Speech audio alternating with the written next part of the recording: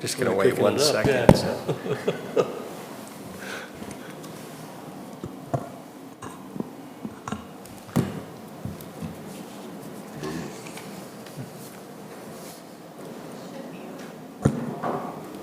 Hello? Okay. There's a little bit of an echo, but that's all right. We're gonna begin. All right, the hour is 6 p.m. on Wednesday, October 19th, 2022. The Tooele City Council and Tooele City Redevelopment Agency are meeting in a work meeting being held at Tooele City Hall Council Chambers located at 90 North Main Street. This is being streamed on the Tooele City YouTube channel. We will start with a roll call. Councilman Graff, Present. Councilman Hanson, Present. Councilman McCall. Present. I'm Councilman Brady. I'm also present, and Councilwoman Manzione has asked to be excused this evening. We'll move on to item 3, which is the mayor's report. Thank you so much, Chairman and Council. A couple of weeks ago, I attended a one-day event with EDC Utah, that's the Economic Development Corporation of Utah. I sit on their board of trustees, and they are in the process of putting together a strategic plan for the future. It was very interesting. A lot of really good discussions went on, and I think it will be very interesting when that report is complete and we're able to see, to continue to see the direction that the EDCU is going. What's really interesting is that, you know, you put together a plan so that you can find ways to improve. Right now, everything they're doing is working so well that it's difficult to come up with something else. But I appreciate being part of that group and their commitment to helping us with economic development here. Also, just to let you know, there are several things happening economic development-wise in Tooele City that we would like to update you on. And so at your first meeting in November, we will hold an RDA meeting before our regularly scheduled council business meeting and update you on all of our projects and things we have going. I also attended just one day last week. The Utah League of Cities and Towns held their annual conference in Salt Lake City. And the very first event that Councilwoman Manzione and I attended was a tour of the Jordan Valley Water Conservancy District gardens.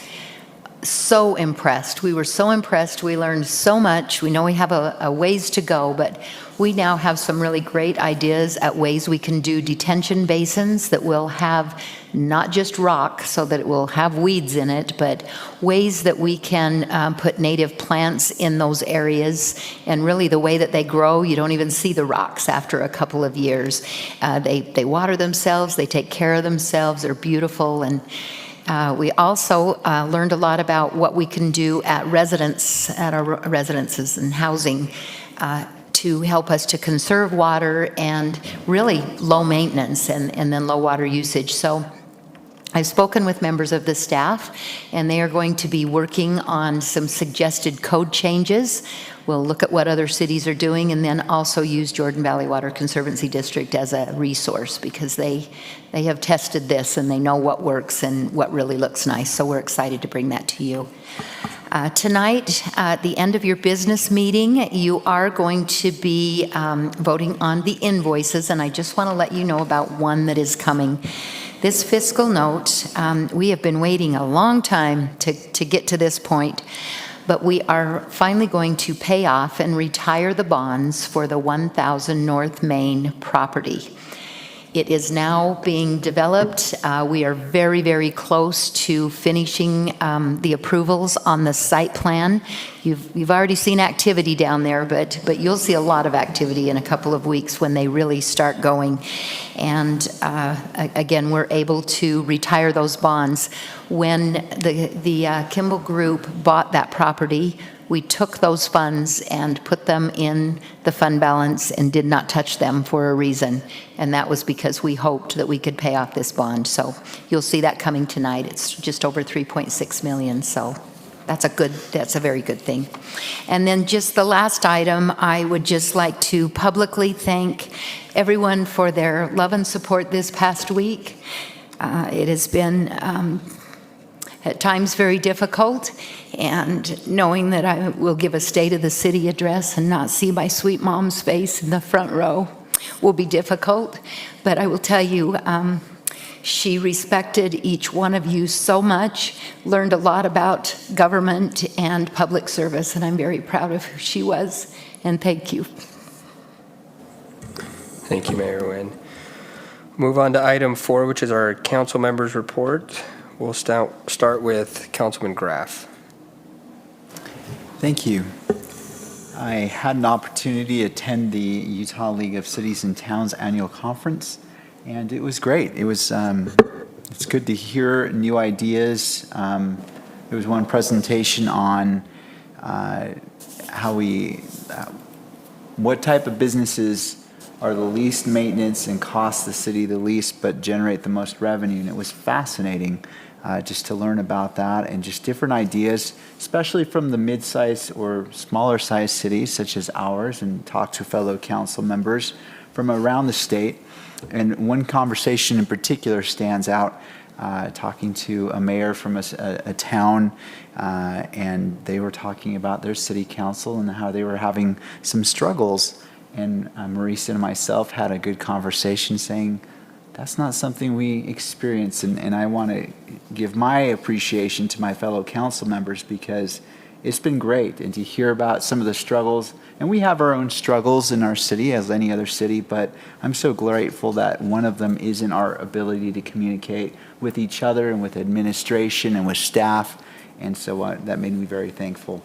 In addition, I had a chance to attend Mondays with Mayor on Monday, and Marisa and myself had an opportunity to talk a little bit with the mayor about the PAR tax and the advantages and the benefits that it brings to our city, and the great events that are come from that. It's been so long since the last meeting. I'm sure I had another meeting, but it doesn't come to mind. So with that, that concludes my report.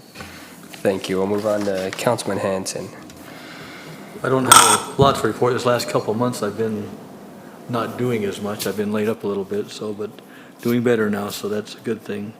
I did attend a Downtown Alliance event. They had an art deal in the old Merck Plaza, and I can't remember his first name, but his last name is Bott, that had his art there, and they were selling it, and they had the different businesses in the downtown area doing things, so it was a good event. I spent a few hours down there, and then I did meet with the Switch Point board this last week, and we went up and looked inside the Harris building, and there's a lot going on.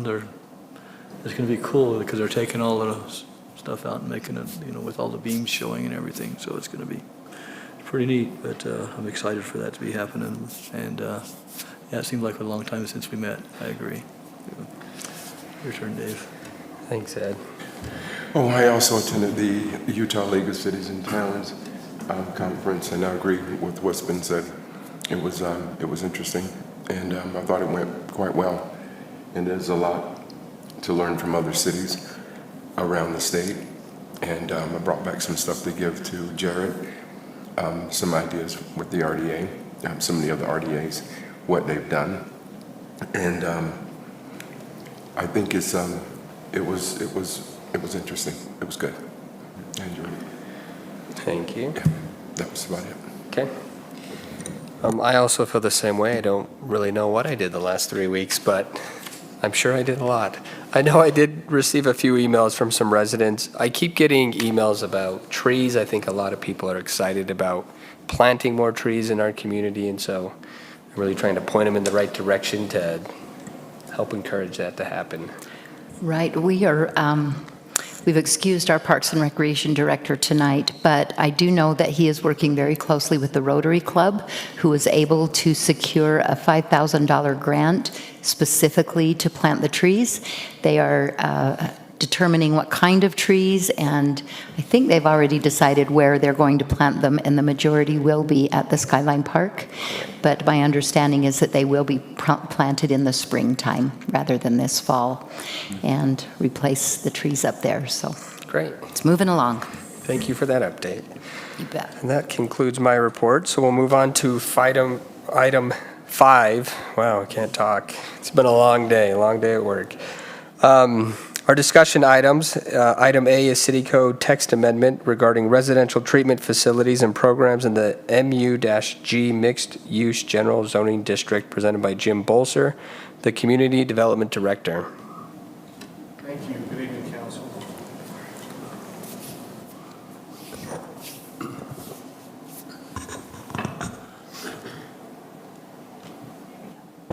I usually talk loud enough I don't need this, so sorry about that. Good evening, Council. As you received in your packet, there is a land use designation in our city code currently that is identified as residential treatment facilities and programs. The interesting thing about this land use category is it is not defined in city code. We do not have a definition of what that use category means. The reason why is because it's defined specifically in state code. And since anyone who wants to operate such a facility and program is allowed to operate under the terms of the state code and what that incorporates, we really don't need to define it in city code. So with the information that I provided in your packet, I provided the state code's definition, and that's why you see state code information rather than city code information. These facilities are an essential part of our community, unfortunately. We have members of our community who struggle with various addictions and other demons in their life and have an opportunity to seek help. That's the long and short of what these facilities do, is they provide that help to those members of our community. And they do so in more of an intensive nature, which is the residential portion of it. These are very loosely termed inpatient facilities, but they are done in a manner where the residents have more independence than a true inpatient facility. They largely live on their own, but in more of a communal setting that incorporates their treatment and their ongoing progress at the same time. But one of the interesting things about these programs and facilities is they appear very much residential in nature, but they are very much a commercial operation. So there is one or two of these facilities here in the community. One that I know that there has been some discussion about, specifically here in our community. But we have an opportunity to look at one such opportunity here in our community that wants to go into a new facility and buy an existing structure here in town and set up one of these programs and facilities doing it the right way.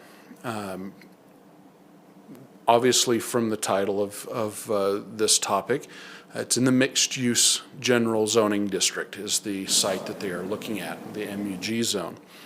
But these residential treatment facilities and programs are not currently listed as a permissible use in any of our non-residential zones, which is why we're coming to you this evening, is to see what your thoughts are regarding a code amendment, which would look like this, which you also received in your packet, to include a new category in 716, Table 1, Chapter 716 of the City Code, Table 1, which is where we identify the permissible land uses within non-residential zones, to establish the permissibility for residential treatment facilities and programs in that MUG zone.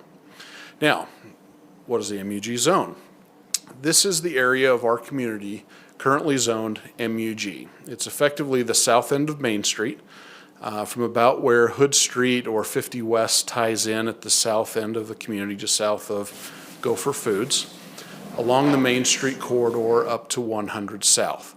Obviously, it incorporates a little further to the east than it does to the west. It goes as far as 200 East, north of Skyline Drive. But it follows 50 West fairly specifically all the way up to where it approaches 100 South, with the exception of the one little block you're seeing there to the northwest of where 50 West and 100 South would intersect. So this is the area of the community where this code amendment would be applicable. It's one that has a mixture of existing residences as well as existing non-residential uses. So an MUG designation in this area fits fairly well. It also lends towards the possibility of having some of these mixed purposed facilities in them, be them somewhat residential in nature and aesthetic, but very much a commercial operation. So we wanted to bring this proposal to you before we enter the formal process to see if this is something that the council is interested in discussing further and reviewing as a text amendment to the city code, and seeing if this is a proper proposal that you'd like to see forward. So with that, very simply, that's the nature of this item for your discussion, and I'd be happy to answer any questions you may have. Right, any questions or comments from the council? I do a little bit, because I know there's some in town, but there's the state code. Can you tell me more about this, about the state code and how it, because it seems like it's in residential areas. And is that allowed by the state code to be in residential areas? The state code doesn't specify, with limited exceptions across the board, the state code typically does not specify where certain land uses are permitted or not permitted. There are instances where the state code does take that step. For instance, it specifies in certain areas where if it's allowed in one residential zone, it has to be allowed in all residential zones type of thing. It's more general like that. For the most part, the state code designates the actual zoning assignments of permissibility to local jurisdictions to do. In this case, the state code largely establishes what the use is, and then it really falls back to the cities to determine where it's applicable within your own community. Okay, so it doesn't look like from before this we have any place on your chart here that they're applicable. Not in non-residential zones. It is allowed and is contained in Chapter 714, which is our residential zones. It does have a listing there. Okay. Just not in our non-residential zones currently. Okay, all right. That's circle around to get to my question, I guess. I asked the wrong question. Not a problem at all. It's actually a good question to understand the relationship between city and state All code. right, thank you.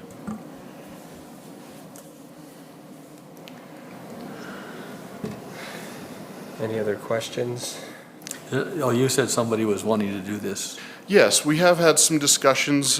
Principally, the administration has had some discussions with a business that actually wants to continue their work within our community and establish a new facility that really allows them to spread their wings, so to speak, into the full application of this use. Their current facility is somewhat limited by space and some use needs, so that they want to really do what they are intending to do. And so they're looking for a facility and have identified one that they're pursuing so that they can do that. But as an intermediate step, it's got to be permissible at that site. Because it's in that zone, it's in that area? Yes, correct. Okay.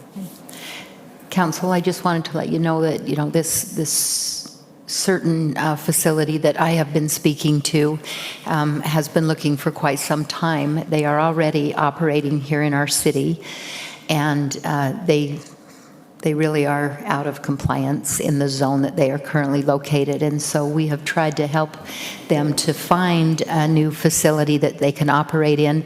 And because right now it is only allowed in the residential areas, you know what the home shortage looks like and how difficult that is. So as we began looking at other areas, we even looked at just regular general commercial, but that didn't make as much sense to us as putting it in a mixed use where there is already residential areas there, but then there are some commercial, and that's exactly what this facility is, as Mr. Bolzer explained, that it's residential, but it is also a business. And so as we've looked at some other sites, there may be some potential sites available in a zone that is already zoned as the mixed use general, and that's why we're bringing it to you tonight. I think it's definitely needed in our community. Not even just for chemical dependence, but some of the behavioral issues that Yes, I absolutely. see every day in my job. So I support it. I know that there probably will be some pushback from residents who have lived in that area, and that's my concern is people who have lived there, and then all of a sudden there's going to be a residential treatment facility. Yeah. And to that, and that's an excellent point. And you may note from this proposal that we're identifying as a conditional use, and that's precisely why. It gives the opportunity for neighboring property owners to have their concerns voiced as a part of the approval process, but also have any identifiable issues for the neighborhood addressed through a set of reasonable conditions. Great. Okay. Thank you. That helps. All right. Any other questions or comments? I'm for that, so yeah, too. And if this is, it sounds like there at least two of you have expressed support for this moving forward.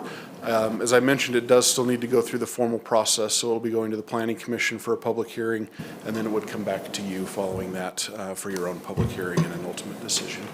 And I support it as well. I think it's good to get some regulation in place as opposed to having to make do with what we have right now. So I think this is a good step forward, and I support it. And my question, just a quick one. Is there a reason why we're not allowing this in like the neighborhood commercial as well, or in the general commercial? We looked at that as far as how far we wanted to take this proposal, where we have an active quasi-applicant, if I can say that, because they are in the process of doing their due diligence, but haven't formally applied yet, obviously, because this step hasn't been taken.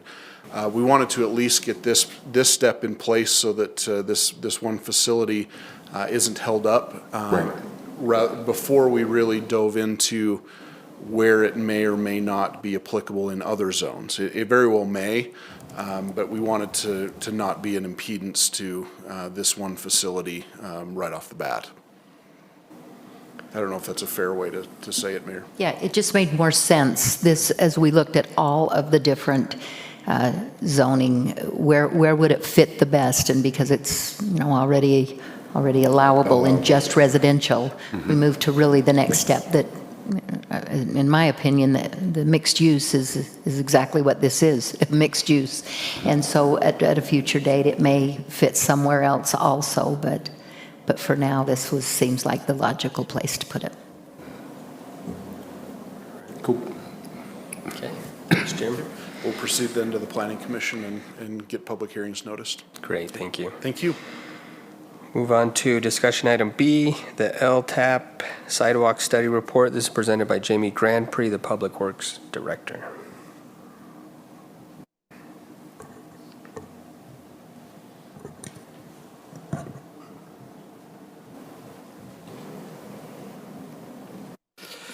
Good evening, Council.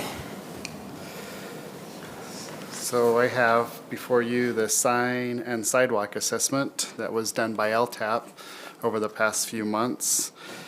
Utah LTAP and Utah State University came out during the summertime and did a study of our sidewalks and our signs and put together this little report for us to go through, and has also added it to as part of a GIS into our GIS system, GIS software.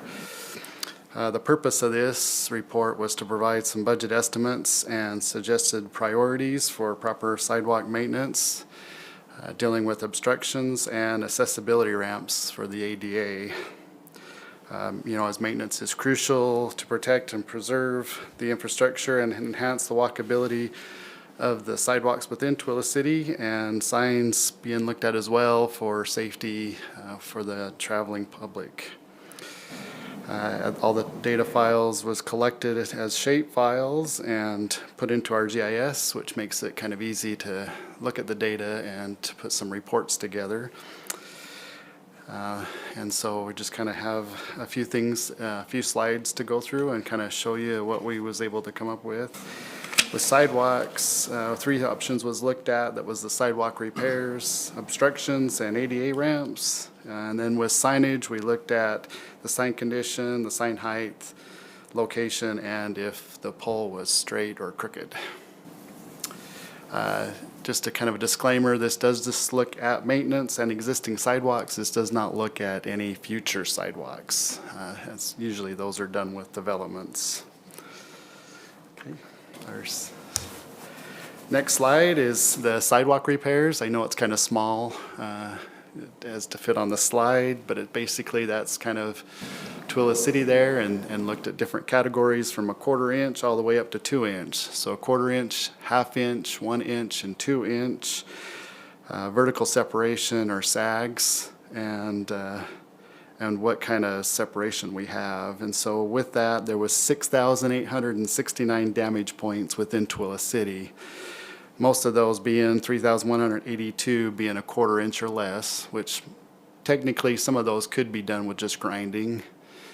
And the yellow ones as well, a 1/2 inch could be done with just grinding at 1,649, and then orange at 1,135 and red at 903. So red would be, you know, those in poor shape that really need to be addressed. And most of those, you really can't grind 2 inch because then basically it doesn't leave you much sidewalk left after that. So those are usually a replacement.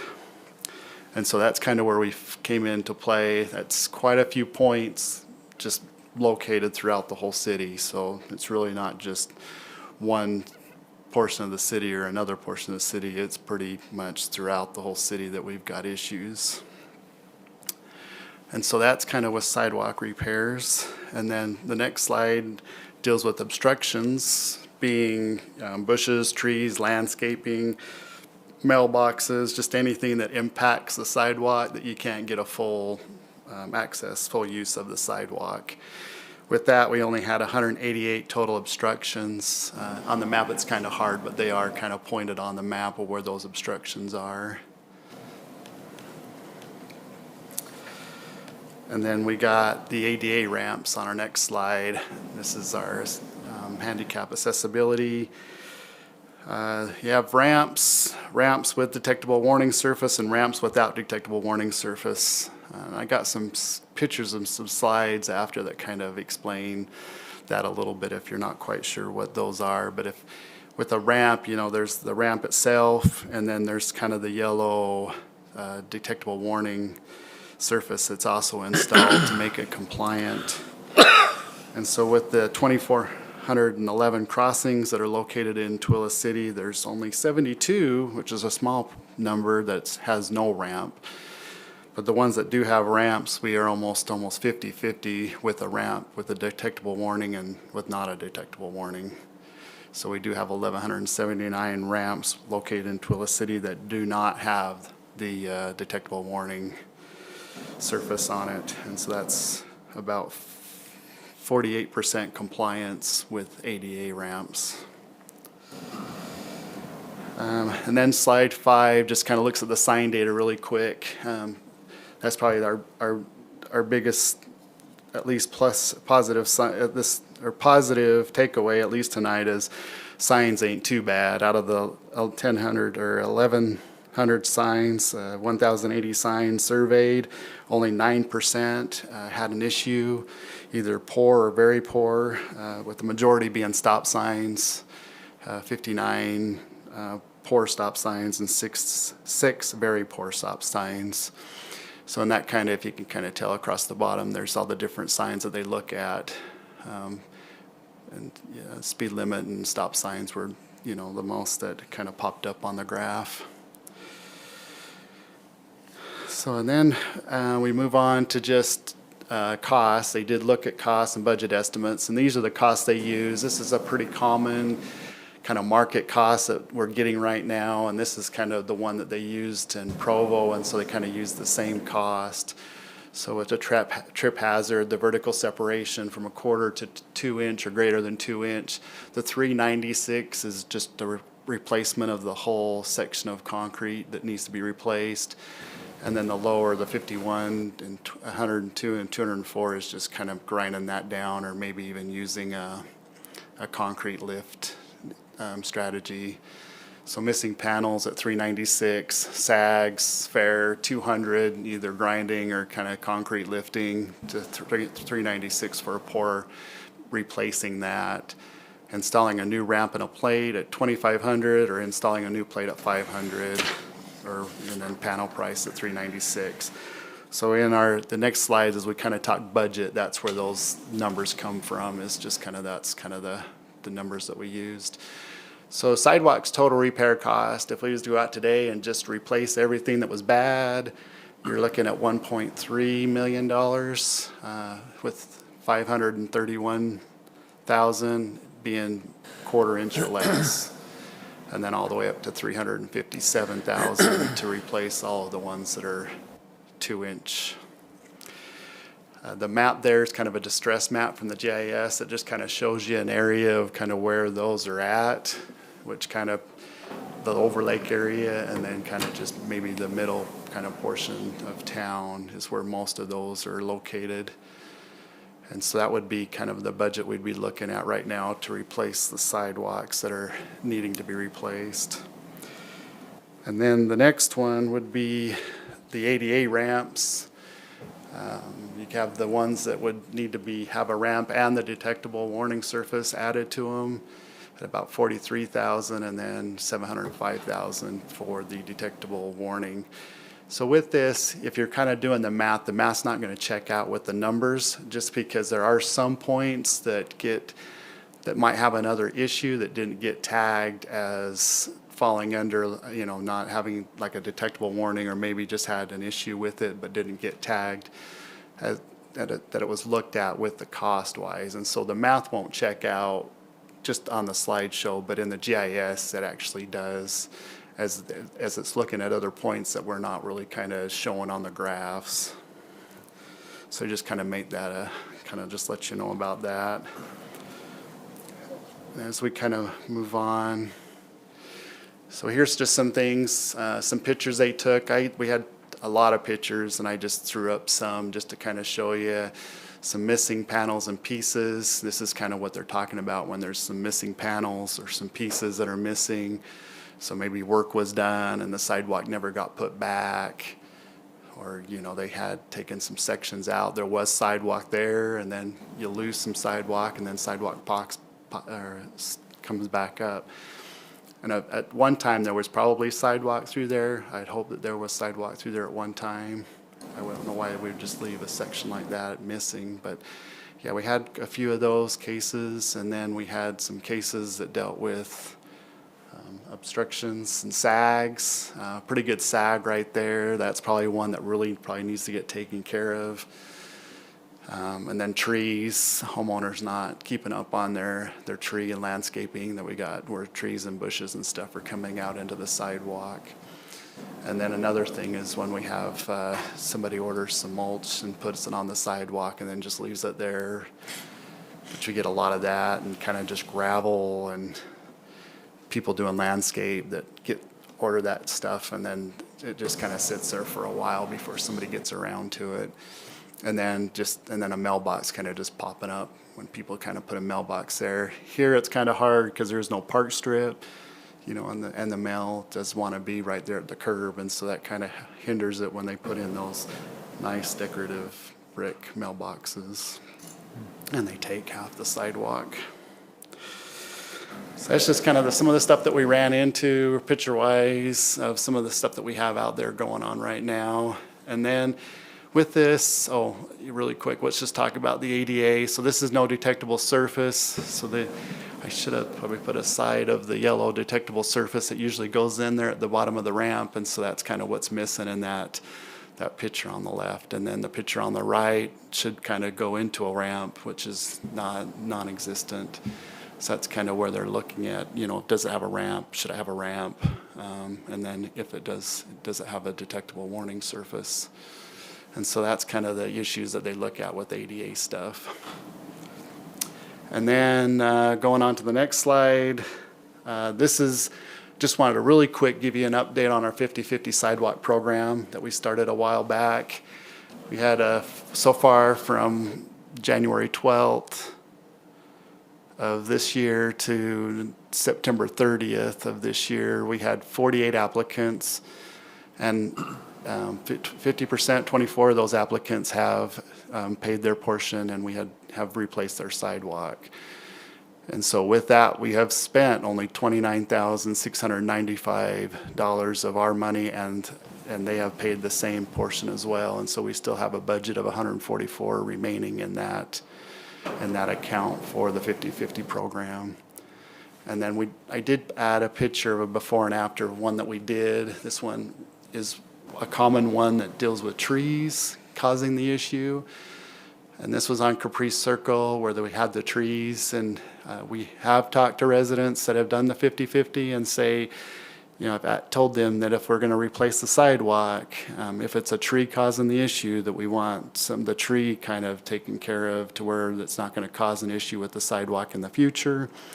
And so in this case, we ended up, the homeowner did end up taking the trees out, and we did put a sidewalk in. And so that is the after picture with those trees gone and a new sidewalk put in.